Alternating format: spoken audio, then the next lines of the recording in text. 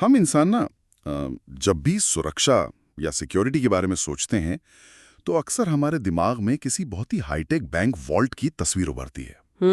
बिल्कुल। मतलब ऐसा लगता है जैसे सुरक्षा का सीधा सा मतलब है लेजर बीम हो, मोशन सेंसर लगे हों और एकदम बड़ी बड़ी मोटी लोहे की दीवारें हों। सही बात है। एक ऐसा फिजिकल बैरियर जो बाहर के हर खतरे को रोक दे।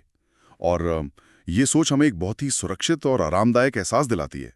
हमें लगता है कि अगर दीवारें मजबूत हैं तो अंदर रखा खजाना बिल्कुल महफूज है। ये तो एक बहुत ही आम इंसानी फितरत है। हम एक ऐसा सिस्टम इमेजिन करते हैं जो इतना मजबूत हो कि कोई उसे क्रैक ही ना कर सके। हाँ, मतलब ये सुरक्षा को लेकर एक बहुत ही बाइनरी नजरिया है, ब्लैक एंड व्हाइट वाला। ऐसा लगता है कि या तो सिस्टम पूरी तरह सुरक्षित है या फिर पूरी तरह से कमजोर। बीच की तो कोई जगह ही नहीं होती हमारे दिमाग में। लेकिन देखिए असली दुनिया की जो कुछ सबसे बड़ी चोरियां हुई हैं ना, उनका इतिहास इस सोच को पूरी तरह गलत साबित कर देता है। बिल्कुल, एकदम पलट देता है। अगर उन किस्सों को हम गहराई से देखें तो पता चलता है कि दुनिया की सबसे सुरक्षित तिजोरियां उन मोटी लोहे की दीवारों को तोड़कर या लेजर बीम को हैक करके नहीं लूटी गई। तो कैसे लूटी गई? वो इसलिए लूटी गई क्योंकि किसी ने सामने वाले मुख्य दरवाजे पर खड़े गार्ड को बातों में उलझा लिया, उस गार्ड का भरोसा जीता, उसे एक झूठी कहानी सुनाई और बस बड़े आराम से फ्रंट डोर से अंदर चला गया। और सबसे दिलचस्प बात जानते हैं क्या है? क्या? उस गार्ड को अंत तक ये महसूस ही नहीं हुआ कि उसके साथ कोई चालाकी हो रही है। वो तो बेचारा यही सोच रहा था कि वो अपने प्रोटोकॉल का पूरी तरह से पालन कर रहा है। अरे बाप रे! हाँ, सुरक्षा की दुनिया का ये सबसे बड़ा भ्रम है। जब किसी को ये लगने लगता है कि उसका सिस्टम या उसका दिमाग बिल्कुल परफेक्ट है, असल में वो उसी वक्त सबसे ज्यादा वल्नरेबल यानी कमजोर होता है। और यहीं से ना एक बहुत ही गहरा और थोड़ा परेशान करने वाला सवाल पैदा होता है। आज के समय में जब डिजिटल फ्रॉड और स्कैम्स की खबरें हम हर रोज सुनते हैं तो एक आम धारणा बन गई है कि सिर्फ कम पढ़े लिखे लोग फंसते हैं, राइट? एग्जैक्टली। लोगों को लगता है कि इन स्कैम्स का शिकार सिर्फ वो होते हैं जो तकनीक को नहीं समझते। एक बहुत बड़ा मिथक समाज में फैल गया है। लोग कहते हैं कि मैं पढ़ा लिखा हूं, मेरी अच्छी एजुकेशन हुई है, मैं तो आईटी या फाइनेंस में काम करता हूं, मुझे कोई स्कैम कैसे कर सकता है। ये ओवर कॉन्फिडेंस बहुत आम है। लेकिन जो डेटा और रिसर्च इस वक्त सामने आ रही है वो एक बिल्कुल ही अलग और सच कहूं तो डरावनी तस्वीर पेश कर रही है। Doctors, chartered accountants, senior engineers और यहां तक कि बड़ी बड़ी कंपनियों के स्टार्टअप फाउंडर्स भी स्कैमर्स के जाल में बुरी तरह फंस रहे हैं। ये सिर्फ एक डरावनी तस्वीर नहीं है, बल्कि ये ना एक बहुत बड़ा साइकोलॉजिकल पैराडॉक्स है। वो कैसे? देखिए, आज भारत में या पूरी दुनिया में जो लोग साइबर फ्रॉड का शिकार हो रहे हैं, उनका प्रोफाइल देखकर कोई भी हैरान रह जाएगा। स्कैमर्स ने अपना पूरा खेल ही बदल दिया है। मतलब उन्होंने तकनीक छोड़ दी है? बिल्कुल। उन्होंने तकनीक से ज्यादा इंसान के दिमाग को हैक करना सीख लिया है। मशीन को हैक करना मुश्किल है, इंसान को हैक करना आसान है। चलिए इस पूरी बात को ना थोड़ा खोल कर समझते हैं, क्योंकि मुझे ये बात बिल्कुल हजम नहीं हो रही है। अच्छा, बताइए क्या हजम नहीं हो रहा? मेरा मतलब है, अगर कोई सीए है जो दिन भर नंबरों और बैलेंस शीट के साथ खेलता है या कोई सॉफ्टवेयर इंजीनियर है जो खुद कोड लिखता है, तो ऐसे पढ़े लिखे लोगों को टारगेट करना तो स्कैमर्स के लिए सबसे मुश्किल काम होना चाहिए ना? लॉजिकली तो यही लगता है। हाँ, एक पढ़ा लिखा और अनुभवी इंसान तो हर चीज को शक की नजर से देखेगा। वो फैक्ट्स चेक करेगा, क्रॉस वेरीफाई करेगा और दुनिया भर के सवाल पूछेगा। तो फिर स्कैमर्स इन स्मार्ट लोगों को ही अपना निशाना क्यों बना रहे हैं? ये सोचना बहुत ही स्वाभाविक है कि ज्यादा ज्ञान इंसान को ज्यादा सुरक्षित बनाता है। लेकिन जो क्रिमिनल साइकोलॉजी का डेटा सामने आया ना, वो इस सोच को पूरी तरह से पलट देता है। कैसे? स्कैमर्स का माइंडसेट बिल्कुल अलग तरीके से काम करता है। स्कैमर्स की दुनिया में एक अलिखित नियम है। वो नियम है कि अनजान या इग्नोरेंट लोग बहुत मुश्किल होते हैं, लेकिन जो लोग खुद को स्मार्ट मानते हैं वो बेहद प्रेडिक्टेबल होते हैं। प्रेडिक्टेबल मतलब एक स्कैमर पहले से ये अनुमान लगा सकता है कि एक पढ़ा लिखा इंसान किसी खास सिचुएशन में कैसा बर्ताव करेगा? बिल्कुल, 100%। ये कैसे संभव है? वो कोई माइंड रीडर थोड़ी है। इसे ऐसे समझते हैं, एक स्मार्ट या बहुत ही हाई प्रोफाइल इंसान की खूबियां क्या होती हैं। वे अपने काम में इतने माहिर होते हैं कि उन्हें बहुत तेजी से फैसले लेने की आदत पड़ जाती है। उनका टाइम कीमती होता है। राइट। इसे साइकोलॉजी में हेरिस्टिक्स या मेंटल शॉर्टकट कहा जाता है। एक बिजी डॉक्टर या आईटी प्रोफेशनल के पास इतना समय ही नहीं होता कि वो दिन भर में आने वाले हर एक ईमेल या फोन कॉल का एकदम बारीकी से विश्लेषण करे। हाँ, वो तो बस काम निपटाने की जल्दी में होते हैं। एग्जैक्टली। उनका दिमाग एक पैटर्न सेट कर लेता है कि अगर कोई चीज जानी पहचानी लग रही है तो वो सुरक्षित है। और दूसरी सबसे बड़ी बात, उन्हें अपनी खुद की जजमेंट पर, अपनी निर्णय लेने की क्षमता पर अंधा विश्वास होता है। अच्छा, इसी को ओवर ट्रस्ट कहते हैं शायद। जी हाँ, ओवर ट्रस्ट।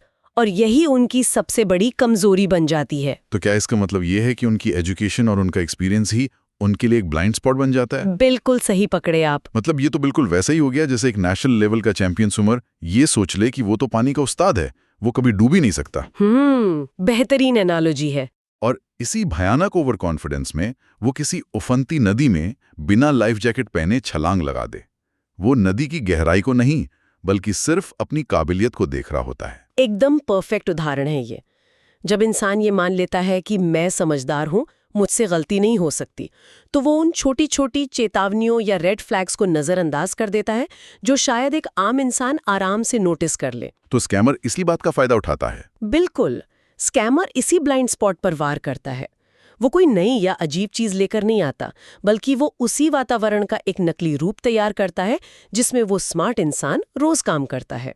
रुकिए, अगर उनकी एजुकेशन ही उनका ब्लाइंड स्पॉट है, तो स्कैमर इसका फायदा उठाने के लिए असल में कौन सा तरीका अपनाता है? मतलब ये तो समझ आ गया कि वो प्रेडिक्टेबल है, पर इसका असली मैकेनिज्म क्या है? इसका पूरा का पूरा मैकेनिज्म इंसान के बायोलॉजिकल और साइकोलॉजिकल रिस्पॉन्स पर टिका हुआ है। अच्छा, हाँ। स्कैमर इंसान के दिमाग में एक मनोवैज्ञानिक चक्रव्यूह बनाता है। इसमें कुछ खास ट्रैप्स होते हैं। इसकी शुरुआत होती है ओवर कॉन्फिडेंस बायस से। वो मुझे सब पता है वाला एटीट्यूड। वही।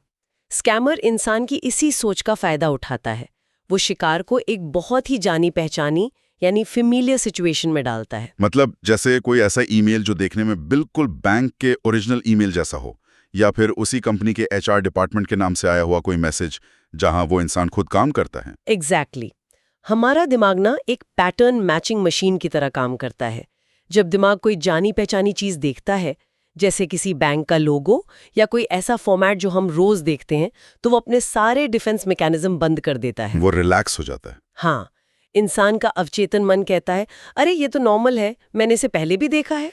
और बस यही वो पहली दरार है जहां से स्कैमर दिमाग के अंदर घुसता है। अरे बाप रे, सोचिए, ये तो बिल्कुल वैसा हो गया जैसे किसी जादूगर की ट्रिक। जादूगर कैसे? मतलब जादूगर क्या करता है? वो कभी भी असली ट्रिक सामने नहीं करता। वो एक हाथ से कोई चमकदार रुमाल हिलाता है, सारी ऑडियंस उस रुमाल को देखने में व्यस्त हो जाती है, और ठीक उसी वक्त वो दूसरे हाथ से असली जादू कर जाता है। हमारा ध्यान भटका देता है। यहां पर आकर बात सच में बहुत दिलचस्प हो जाती है। वो हमारा ध्यान उस चीज पर केंद्रित करवा देता है जो वो हमें दिखाना चाहता है। एकदम सही एनालॉजी है। लेकिन स्कैमर इस जादू में एक और बहुत ही खतरनाक चीज जोड़ देता है, और वो है अर्जेंसी और अथॉरिटी का कॉम्बिनेशन। अर्जेंसी और अथॉरिटी? मतलब जल्दबाजी और किसी बड़े पद का रौब? बिल्कुल। फेमिलियर सिचुएशन बनाने के बाद स्कैमर अचानक से एक टाइमर चालू कर देता है। वो कहता है, आपके अकाउंट पर कोई सस्पिशियस एक्टिविटी हुई है, अगर अगले 10 मिनट में इसे ब्लॉक नहीं किया गया तो आपका सारा पैसा कट जाएगा। ये तो एकदम पैनिक क्रिएट करने वाली बात हो गई। या फिर वो अथॉरिटी का इस्तेमाल करेगा, कहेगा मैं साइबर क्राइम पुलिस ब्रांच से बोल रहा हूं, आपके खिलाफ अरेस्ट वारंट है। लेकिन यहाँ एक बहुत बड़ा पेच है। क्या? जब कोई इस तरह की बात बोलता है, चाहे वो पुलिस का डर हो या बैंक का नाम, तो एक पढ़े लिखे इंसान का लॉजिकल दिमाग तुरंत काम करना बंद क्यों कर देता है? मतलब वो पलट कर ये क्यों नहीं सोचता कि भाई पुलिस फोन करके अरेस्ट वारंट के बारे में क्यों बताएगी? पुलिस तो डायरेक्ट अरेस्ट करने आती है ना। ये लॉजिक उस वक्त कहाँ गायब हो जाता है? बहुत अच्छा सवाल है। ऐसा इसलिए होता है क्योंकि उस वक्त इंसान का दिमाग लॉजिक से चल ही नहीं रहा होता है। तो किस चीज से चल रहा होता है? इसे न्यूरोसाइंस की भाषा में अमिगडाला हाईजैक कहते हैं। Amygdala hijack? हाँ, जब भी कोई अथॉरिटी फिगर कोई ऐसी बात कहता है जिसमें भारी नुकसान का डर हो, तो हमारे दिमाग का जो हिस्सा डर को प्रोसेस करता है यानी अमिगडाला, वो पूरी तरह से हावी हो जाता है। अच्छा, तो मतलब डर के मारे इंसान का सोचने समझने वाला हिस्सा शटडाउन हो जाता है? बिल्कुल। दिमाग का वो हिस्सा जो लॉजिक, तर्क और गणितीय विश्लेषण के लिए जिम्मेदार है, जिसे हम प्रीफ्रंटल कॉर्टेक्स कहते हैं, उसकी तरफ खून और ऑक्सीजन का प्रवाह ही कम हो जाता है। बाप रे, पूरा शरीर एकदम सर्वाइवल मोड में चला जाता है।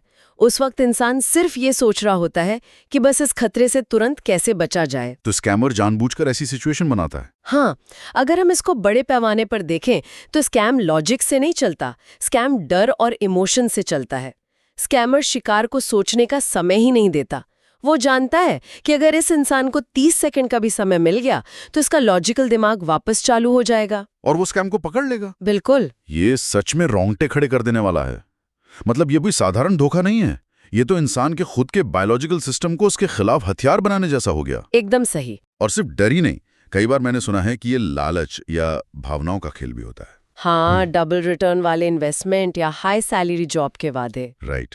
इंसान के अंदर जो कमी होती है, चाहे वो बेहतर जॉब की तलाश हो, पैसों की जरूरत हो या अकेलेपन को दूर करने के लिए किसी रिश्ते की चाहत हो, स्कैमर ठीक उसी भावना को मैनिपुलेट करता है। बिल्कुल सही कहा। डर और लालच, ये दोनों ही ऐसी भावनाएं हैं जो इंसान के प्रीफ्रंटल कॉर्टेक्स को बाईपास कर देती हैं। जब कोई व्यक्ति किसी बहुत बड़े फायदे का सपना देख रहा होता है ना, तब भी उसका लॉजिकल दिमाग काम करना बंद कर देता है। वो बस मुनाफे के बारे में सोचता है। हाँ, और जब कोई इंसान इस मुझे सब पता है वाले एटीट्यूड और इन खतरनाक भावनाओं के कॉकटेल में फंसता है, तो वो हर उस चेतावनी को इग्नोर कर देता है जो उसे बचाने के लिए ही बनी है। देखिए, ये सारी साइकोलॉजी और न्यूरोसाइंस सुनने में तो बहुत ही लॉजिकल लगती है, लेकिन ये देखना बहुत जरूरी है कि कागज पर लिखी ये थ्योरी असल जिंदगी में किसी जीते जागते इंसान पर कैसे कहर बनकर टूटती है। बिल्कुल, एक रियल एग्जाम्पल से चीजें ज्यादा साफ होंगी। जी, हमारे पास एक बहुत ही खौफनाक और रियल लाइफ केस स्टडी है। पुणे के एक आईटी प्रोफेशनल की कहानी, जिसे हम अपनी चर्चा के लिए रोहित बुला लेते हैं। ठीक है। रोहित कोई ऐसा इंसान नहीं है जो तकनीक से अनजान हो। वो 18 लाख रुपए सालाना कमाता है। मतलब अच्छी खासी सैलरी है। हाँ, रोज कोड्स और सॉफ्टवेयर्स के बीच बैठता है। उसे डिजिटल दुनिया की बहुत अच्छी समझ है। देखा जाए तो ये एक परफेक्ट प्रोफाइल है। एक ऐसा इंसान जो पूरे आत्मविश्वास के साथ ये मानेगा कि उसे इंटरनेट पर कोई भी बेवकूफ नहीं बना सकता। बिल्कुल। अब देखिए कि रोहित के साथ असल में होता क्या है और कैसे उसका इतना तेज लॉजिकल दिमाग हैक हो जाता है। बताइए। एक आम दिन रोहित ऑफिस का काम कर रहा होता है और अचानक उसे एक कॉल आता है। सामने वाला व्यक्ति बहुत ही प्रोफेशनल और एकदम शांत आवाज में कहता है, नमस्कार सर, मैं आपके बैंक के फ्रॉड डिटेक्शन डिपार्टमेंट से बोल रहा हूं। अरे वाह, शुरुआत ही फ्रॉड डिटेक्शन से। हाँ, और वो कहता है, आपके क्रेडिट कार्ड से एक सस्पिशियस ट्रांजैक्शन डिटेक्ट हुआ है। अब यहीं पर रुककर रोहित की मानसिक स्थिति को समझना बहुत जरूरी है। बताइए। जैसे ही उसने फ्रॉड डिटेक्शन सुना, उसका पहला रिएक्शन डर का नहीं बल्कि कॉन्फिडेंस का रहा होगा। उसे लगा होगा कि वो सिस्टम को जानता है, उसे पता है कि फ्रॉड कॉल्स कैसे आते हैं। एकदम। रोहित के दिमाग ने तुरंत ये एनालाइज किया होगा कि मुझे तो इन सब चीजों का पता है, मैं तो बहुत केयरफुल इंसान हूं। हाँ, वो ओवर कॉन्फिडेंस बायस एक्टिव हो गया। लेकिन तभी कॉलर एक ऐसा दाव खेलता है जो रोहित के सारे डिफेंस तोड़ देता है। उसने क्या किया? कॉलर रोहित का पूरा नाम बोलता है, उसके बैंक का बिल्कुल सही नाम बताता है और यहां तक कि रोहित ने जो पिछला असली ट्रांजैक्शन किया था उसका अंदाजा भी बिल्कुल सटीक दे देता है। और बस यहीं पर वो फेमिलियर सिचुएशन वाला ट्रैप काम कर जाता है। वो कैसे? रोहित का दिमाग जो पैटर्न ढूंढ रहा था उसे वो मिल गया। सही नाम, सही बैंक, सही डेटा। उसका मिगडाला रिलैक्स हो गया और उसे लगा कि ये कॉल सच में बैंक से ही आई है। ये वो पहला कदम है जहां भरोसा या ट्रस्ट स्थापित होता है। लेकिन जैसे ही वो भरोसा बनता है, कॉलर तुरंत गियर बदल देता है। अब उसने क्या बोला? कॉलर अचानक से एक टाइमर ऑन कर देता है। वो कहता है, सर, अगर इस ट्रांजैक्शन को अभी के अभी ब्लॉक नहीं किया गया तो आपके अकाउंट से 1 लाख रुपए कट जाएंगे। बाप रे। सोचिए उस पल रोहित के दिमाग में क्या हुआ होगा। जो इंसान अभी तक खुद को एकदम सुरक्षित मान रहा था, अचानक उसके सामने 1 लाख रुपए के नुकसान का पहाड़ खड़ा हो गया। और यहीं पर रोहित का प्रीफ्रंटल कोर्टेक्स यानी उसका लॉजिकल दिमाग पूरी तरह से शट डाउन हो गया। वो सर्वाइवल मोड। हाँ, सर्वाइवल मोड एक्टिवेट हो गया। अब रोहित ये नहीं सोच रहा है कि ये कॉल असली है या नकली। उसका पूरा का पूरा फोकस सिर्फ इस बात पर है कि उस 1 लाख रुपए को कैसे भी बचाया जाए। मतलब डर हावी हो गया। बिल्कुल। कॉलर ने बैंक के नाम की अथॉरिटी का इस्तेमाल किया और रोहित के अंदर एक गहरा डर पैदा कर दिया। और फिर रोहित पैनिक कर जाता है। कॉलर कहता है कि वेरिफिकेशन और अकाउंट ब्लॉक करने के लिए आपके फोन पर एक OTP आया है, उसे तुरंत शेयर कीजिए। और रोहित ने शेयर कर दिया। हाँ, रोहित जो एक टेक सेवी IT प्रोफेशनल है, जिसे बहुत अच्छे से पता है कि OTP कभी शेयर नहीं करना चाहिए, वो उस डर और पैनिक के माहौल में अपना ओटीपी बता देता है। Oh no. और सिर्फ 10 मिनट, केवल 10 मिनट के अंदर रोहित के अकाउंट से 85,000 रुपए गायब हो जाते हैं। ये घटना ये पूरी तरह साबित करती है कि जब इंसान का अमिगडाला हाईजैक होता है ना, तो उसका सारा तकनीकी ज्ञान, उसकी सारी डिग्रियां धरी की धरी रह जाती हैं। बिल्कुल। कॉलर ने रोहित को ये सोचने का मौका ही नहीं दिया कि बैंक कभी भी ओटीपी नहीं मांगता।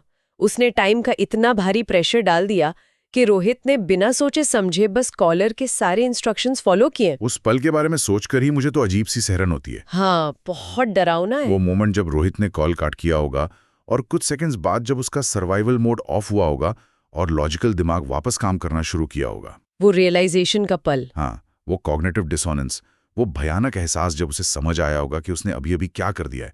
उसका सारा मुझे सब पता है वाला कॉन्फिडेंस ताश के पत्तों की तरह ढह गया होगा। वो एहसास सच में बहुत दर्दनाक होता है। और ये सिर्फ पैसे का नुकसान नहीं है, ये इंसान के खुद पर से भरोसे का टूटना है। सही बात है। ये इस बात का एकदम पक्का सबूत है कि स्कैमर के लिए किसी का बैकग्राउंड या एजुकेशन कोई मायने नहीं रखती। उन्हें बस इंसान के दिमाग में घुसने के लिए एक छोटे से क्रैक या एंट्री पॉइंट की जरूरत होती है। तो इन सब बातों का आखिर मतलब क्या निकलता है? जब ये बात इतनी गहराई से साफ हो गई है कि ये कोई बदकिस्मती का खेल नहीं है, बल्कि पूरी तरह से न्यूरोसाइंस और डार्क साइकोलॉजी का कॉम्बिनेशन है, तो सबसे बड़ा सवाल ये उठता है कि आखिर इस दिमागी हैक से बचा कैसे जाए? अगर हमारा अपना दिमाग ही हमारे खिलाफ काम कर रहा है, तो हमारी डिफेंस स्ट्रेटेजी क्या होनी चाहिए? देखिए, बचाव के लिए हमें तकनीक से ज्यादा अपने व्यवहार यानी अपने बिहेवियर पर काम करना होगा। वो कैसे? एक बहुत ही दिलचस्प और वैज्ञानिक तरीका है जिसे रूल ऑफ पॉज कहा जाता है, या आप इसे 10 सेकंड का नियम भी कह सकते हैं। 10 सेकंड का नियम, ये कैसे काम करता है? जैसा कि हमने अभी डिस्कस किया कि स्कैमर इंसान के एमिगडाला को ट्रिगर करता है। हाँ, डर पैदा करता है। लेकिन बायोलॉजी के अनुसार अमिगडाला के उस हाईजैक को शांत होने और प्रीफ्रंटल कॉर्टेक्स को वापस एक्टिव होने में थोड़ा सा समय लगता है। अच्छा, तो वो टाइम हमें खुद को देना है। बिल्कुल। अगर कोई फोन पे चीख कर कह रहा है कि अभी करो वरना पुलिस आ जाएगी, या तुरंत ब्लॉक करो वरना पैसे कट जाएंगे, तो वहां 90% से ज्यादा चांस है कि वो स्कैम है। ऐसे में इंसान को बस 10 सेकंड के लिए रुकना है, कोई जवाब नहीं देना है, बस एक गहरी सांस लेनी है। वे 10 सेकंड इंसान के दिमाग को वापस लॉजिकल मोड में लाने के लिए काफी होते हैं। ये बहुत ही प्रैक्टिकल बात है, मतलब उस अर्जेंसी के बुलबुले को फोड़ना सबसे जरूरी है। एकदम सही। अगर कोई कह रहा है कि समय नहीं है, तो समझ लीजिए कि वही सबसे बड़ा रेड फ्लैग है। इसके अलावा एक और अप्रोच है जिसके बारे में बहुत बात की जाती है, नेवर ट्रस्ट ऑलवेज वेरीफाई। हाँ, ये बहुत जरूरी रूल है। चाहे कॉलर के पास कितनी भी सही जानकारी क्यों ना हो, आपको फोन तुरंत कट कर देना चाहिए। खुद से चेक करना चाहिए। दे रहा है ना, उस रास्ते पर कभी नहीं चलना चाहिए। हमेशा अपना खुद का रास्ता चुनना चाहिए। और एक बहुत ही गहरा कॉन्सेप्ट जो इन सब में बार बार सामने आता है, वो है इमोशनल न्यूट्रलिटी बनाए रखना। इसका क्या मतलब है? इसका सीधा सा अर्थ ये है कि जब इंसान भावनाओं के चरम पर हो, चाहे वो बहुत ज्यादा डर हो, किसी बड़ी लॉटरी का भारी एक्साइटमेंट हो या फिर कोई लालच हो, उस वक्त कोई भी आर्थिक या डिजिटल फैसला नहीं लेना चाहिए। बहुत सही पॉइंट है, क्योंकि स्कैमर कभी लॉजिक से नहीं खेलता, वो सिर्फ आपकी भावनाओं से खेलता है। बिल्कुल। इसके साथ ही ना, डिजिटल दुनिया में जीने का एक नया माइंडसेट अपनाना बहुत जरूरी है। हमें ये मानकर चलना चाहिए कि मैं भी स्कैम का शिकार हो सकता हूँ। मतलब खुद को वल्नरेबल मानना। हाँ, अज्यूम वल्नरेबिलिटी। ये सोच इंसान को कमजोर नहीं बनाती। इसके विपरीत, जब कोई ये मान लेता है कि उसे भी निशाना बनाया जा सकता है, तो वो अपने आप एक डिजिटल हाइजीन मेंटेन करने लगता है। डिजिटल हाइजीन मतलब अपनी निजी जानकारी को हर जगह ना बांटना, सोशल मीडिया पर अपनी हर छोटी बड़ी एक्टिविटी शेयर न करना, अनजान कॉल्स या लिंक्स पर क्लिक ना करना। एग्जैक्टली। लेकिन यहाँ मेरे मन में एक सवाल आ रहा है। हाँ, पूछिए। क्या इसका मतलब ये है कि हम हर इंसान को शक की नजर से देखें? मैं भी स्कैम हो सकता हूँ मानने का मतलब ये है कि इंसान दुनिया पर से भरोसा ही उठा दे और हर एक फोन कॉल या हर एक ईमेल को एक खतरे की तरह देखने लगे? क्या ये एक तरह का पैरानोया नहीं बन जाएगा? इससे एक बहुत जरूरी सवाल उठता है, और ये एक बहुत ही वाजिब सवाल है। हाँ, क्योंकि ऐसे तो जीना मुश्किल हो जाएगा। लेकिन देखिए, अलर्ट रहने और पैरानोया में जीने के बीच एक बहुत ही बारीक और महत्वपूर्ण फर्क है। इसे एक रोजमर्रा के उदाहरण से समझते हैं। बताइए। जब कोई व्यक्ति एक बहुत ही व्यस्त सड़क पार करता है, तो वो सड़क के दोनों तरफ देखता है। वो चेक करता है कि कोई गाड़ी तो नहीं आ रही। क्या सड़क के दोनों तरफ देखना पैरानोया या डर है? नहीं, वो तो कॉमन सेंस है। वो एक बेसिक आदत है जो इंसान को एक्सीडेंट से बचाती है। बिल्कुल सही। डिजिटल दुनिया में भी इमोशनल न्यूट्रलिटी बनाए रखना और डिजिटल हाइजीन को फॉलो करना बिल्कुल सड़क पार करते वक्त दोनों तरफ देखने जैसा ही है। क्या बात है। ये डर में जीना नहीं है, बल्कि एक समझदारी भरी आदत डालना है।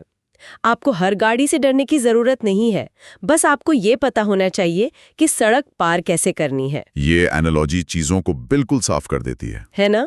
इस पूरी गहरी चर्चा का अगर हम सार निकालें तो वो बहुत ही स्पष्ट है।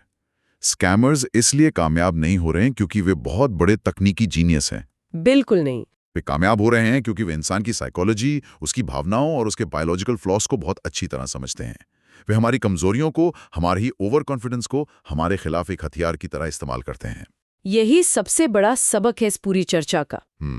किसी इंसान की डिग्रियां, उसका एक्सपीरियंस और उसका पद उसे एक स्मार्ट इंसान तो बना सकते हैं, लेकिन इस डिजिटल दुनिया में जो चीज उसे सुरक्षित रखेगी वो सिर्फ और सिर्फ उसकी अलर्टनेस है। एकदम सच। स्मार्ट होना एक अलग बात है, लेकिन अलर्ट रहना बिल्कुल अलग बात है। और ये एक ऐसा सबक है जो आज के समय में हम सबके लिए बहुत मायने रखता है। इंटरनेट की इस दुनिया में हम सबके फोन्स पर कभी ना कभी ऐसे कॉल्स या ईमेल्स आते ही हैं। हर रोज आते हैं। अपनी सालों की मेहनत की कमाई को बचाने के लिए और अपने परिवार के भविष्य को सुरक्षित रखने के लिए ये अलर्ट माइंडसेट ही हमारा सबसे बड़ा और इकलौता हथियार है। बिल्कुल सही कहा आपने। लेकिन इस पूरी चर्चा को समेटने से पहले एक नया और थोड़ा बेचैन कर देने वाला विचार मेरे मन में आ रहा है। अच्छा, क्या विचार है? आज तो हमने 10 सेकंड रूल और इमोशनल न्यूट्रलिटी की बात कर ली। हमने ये सीख लिया कि जब कोई अनजान व्यक्ति कॉल करे तो उस पर कैसे रिएक्ट करना है।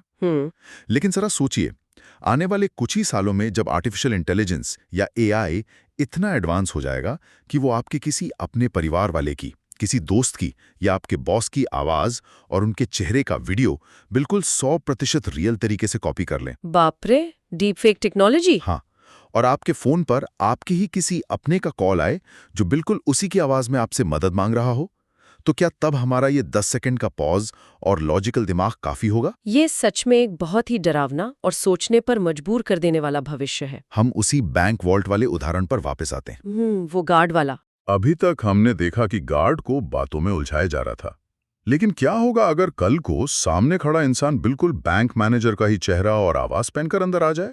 तब तो गार्ड उसे सीधा अंदर जाने देगा। एग्जैक्टली। क्या उस समय हमें डिजिटल दुनिया में भरोसा या ट्रस्ट शब्द की पूरी परिभाषा को ही जड़ से दोबारा नहीं लिखना पड़ेगा? ये एक ऐसा गहरा सवाल है जो भविष्य में हमारे सामने खड़ा होगा और जिसे आगे चलकर और गहराई से एक्सप्लोर किया जाना चाहिए। फिलहाल के लिए डिजिटल दुनिया में स्मार्ट होना अच्छी बात है, लेकिन उससे भी कहीं ज्यादा जरूरी है अलर्ट रहना।